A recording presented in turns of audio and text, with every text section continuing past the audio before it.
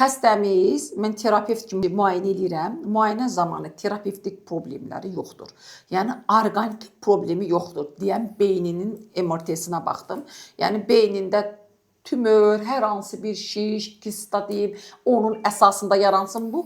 Elə bir orqanik üzvi dəyişikliklər yoxdur. Yaranan dəyişikliklər funksionaldır. Belə ki, sizin uşaqda bipolyar pozuntu var. Bipolyar pozuntu, reaksiya vermək tez, peşmançılıq hissi yaramaq. Siqaret çəkirsənmi oğlum, gizlətmə? İçki içibsənmi?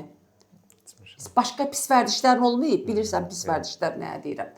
Aha, yuxun normaldır, qorxulu yuxu görmələrin yoxdur, dəqiqdir bunlar hamısı, eləmi? İndi mən bir daha terapevtik... Qorxulu məsələn üçün görürəm. Elə vaxt olur görürəm ki, məsələn üçün yüksəklikdə, yəni yuxarılarda, yəni yıxılırsan oradan. Yıxılıram, belə bir şeylər olur məndə. Ay sağ ol. Ailəm yuxuya görürəm, yoxdur ki, atam sevinir.